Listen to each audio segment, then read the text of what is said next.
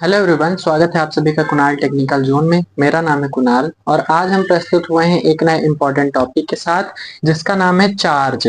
आवेश क्या होता है, आखिरकार चार्ज होता क्या है। ये टॉपिक जो है क्लास 8, क्लास 7, क्लास 10, क्लास 12 हर एक क्लास के लिए बहुत ही ज्यादा इम्पोर्टेंट टॉपिक है, क्योंकि इन क्लासेस में साइंस के सब्जेक्ट में एक चैप्टर है जिसका नाम है विद्युत धारा या फिर इलेक्ट्रिसिटी नाम का एक चैप्टर है। उस चैप्टर में ये टॉपिक बहुत ही ज्यादा पूछा जाता है और उस चैप्टर का बेस ही है चार्ज यानी आवेश। अगर आपको आवेश के बारे में नहीं पता है, आप आवेश के बारे में नहीं समझे हैं, तो आपको पूरा चैप्टर ही नहीं समझ में आने वाला है, क्योंकि इस चैप्टर की शुरुआत ही आवेश से होती है।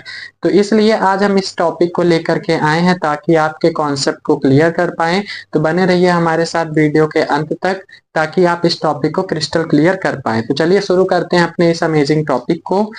सबसे पहले हमारा है व्हाट इज चार्ज, आखिरकार आवेश होता क्या है। ठीक है, तो सबसे पहले हम डिफिनीशन देख लेते हैं फिर समझते हैं। Charge is a fundamental property of a matter by which it exert force of attraction और रिपल्सन। चार्ज है क्या आखिरकार, तो हमारे संसार में मतलब कि इस संसार में जितने भी तरह के पदार्थ मौजूद हैं उन सब में क्या पाया जाता है। मैंने बताया था आपको एटम वाले कॉन्सेप्ट में कि हर एक पदार्थ जो होता है छोटे छोटे पार्टिकल से मिलकर के बना होता है, जिन पार्टिकल्स को हम क्या कहते हैं, एटम कहते हैं।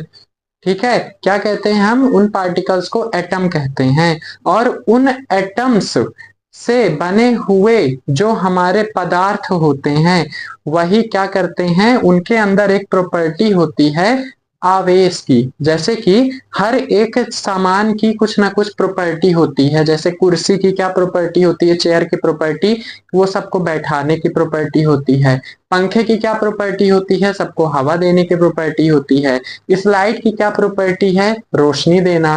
ठीक है, सूर्य की क्या प्रॉपर्टी है, ऊर्जा देना। ठीक है, इसी प्रकार से ये भी एक तरह की प्रॉपर्टी ही है जो कि हर तरह की वस्तु में मौजूद होती है। और इस प्रॉपर्टी के कारण ही कोई भी वस्तु दूसरी वस्तु को आकर्षित करती है या फिर प्रतिकर्षित करती है।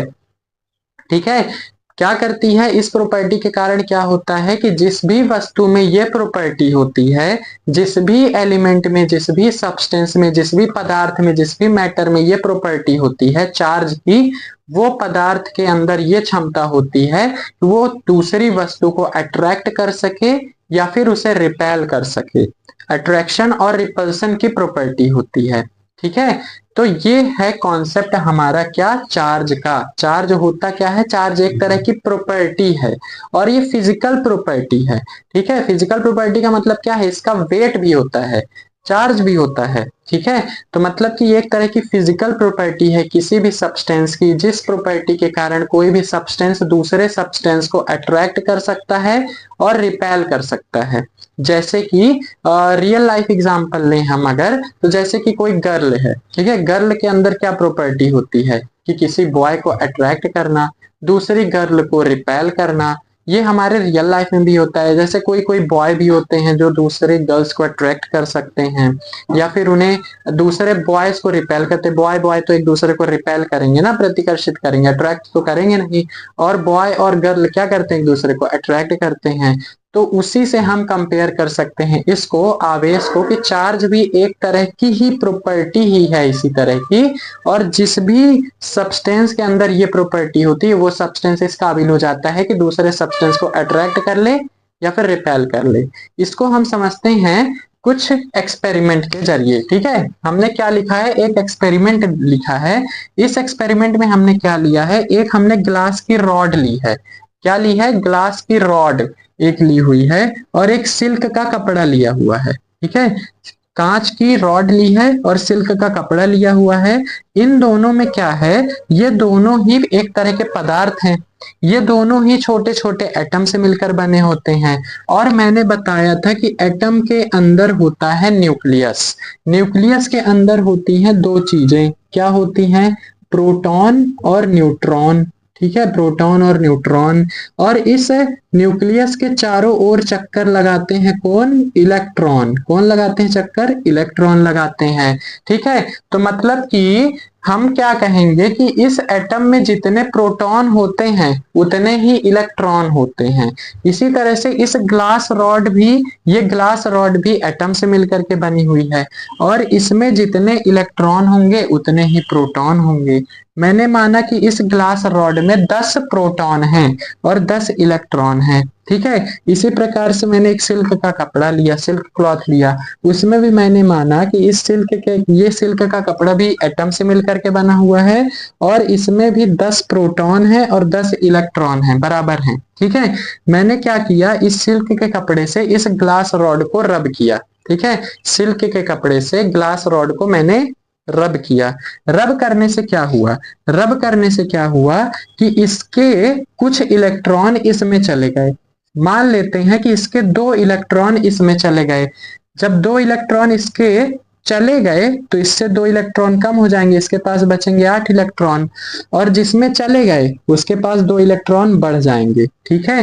पहले 10-10 थे दोनों में, इसने अपने 10 इलेक्ट्रॉनों में से 2 इलेक्ट्रॉन इसको दे दिया, तो इसके पास हो गए 12 इलेक्ट्रॉन, इसके पास हो गए 8 इलेक्ट्रॉन, ठीक है।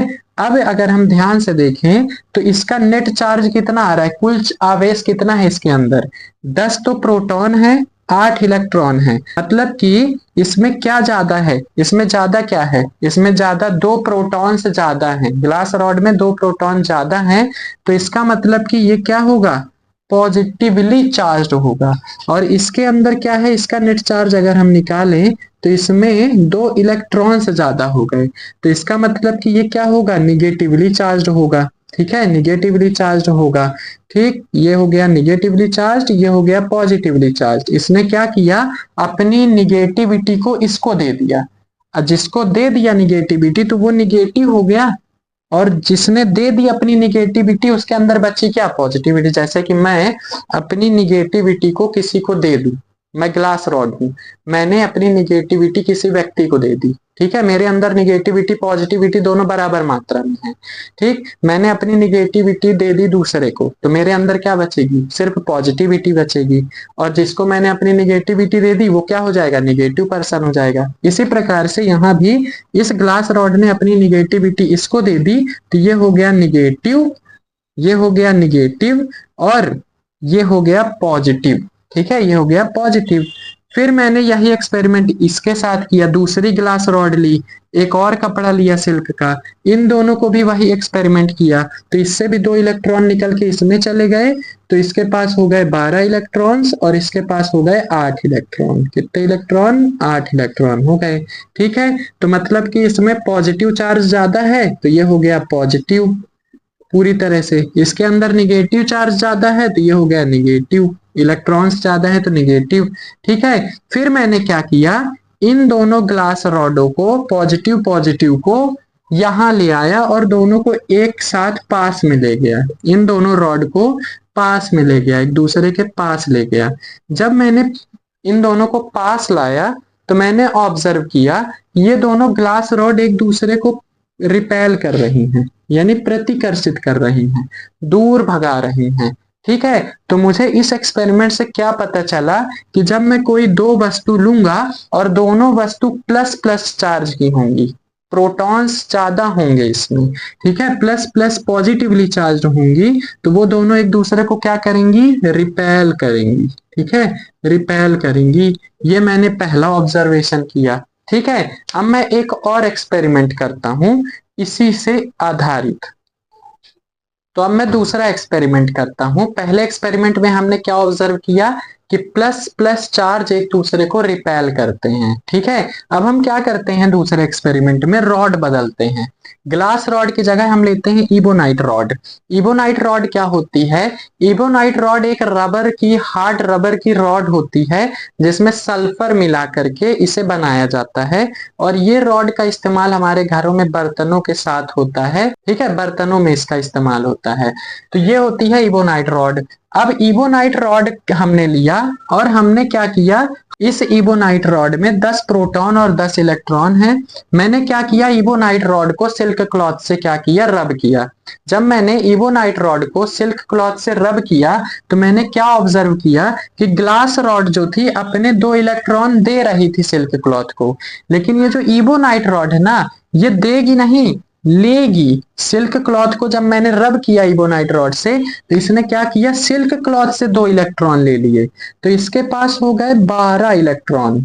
ठीक है, 12 इलेक्ट्रॉन, और इसने दे दिए 2 इलेक्ट्रॉन, तो इसके पास बचे 8 इलेक्ट्रॉन।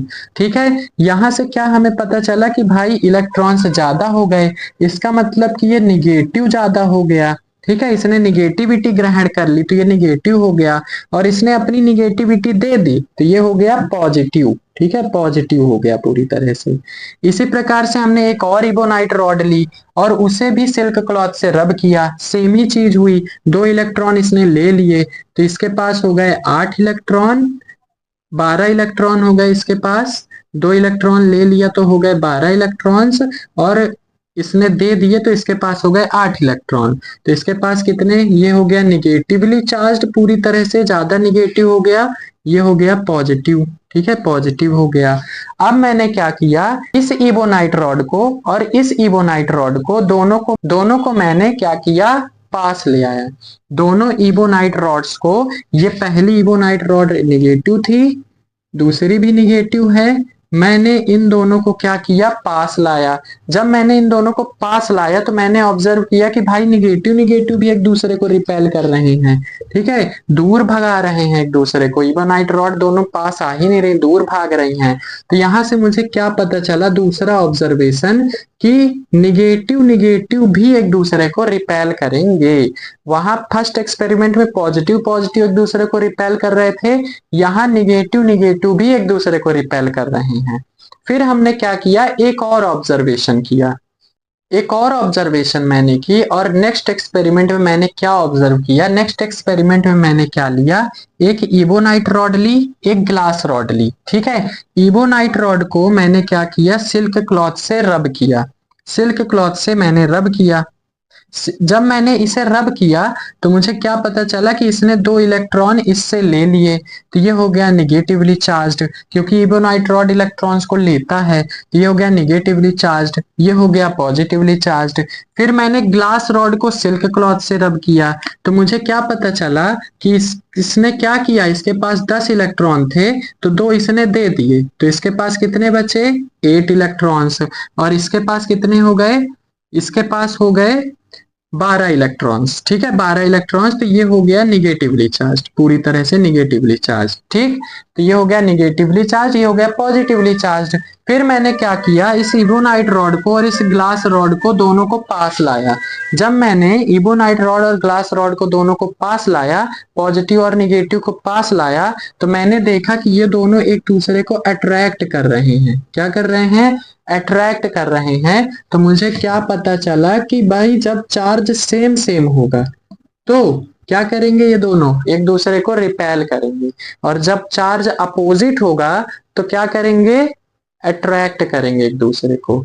ये ऑब्जर्वेशन मैंने इस एक्सपेरिमेंट के थ्रू पता किया, तीनों एक्सपेरिमेंट के थ्रू मैंने क्या पता किया कि सेम सेम चार्ज रिपेल करते हैं और अपोजिट चार्ज अट्रैक्ट करते हैं। ठीक है, अब हम जानते हैं और आगे बढ़ते हैं और कुछ फैक्ट्स जानते हैं चार्ज के बारे में।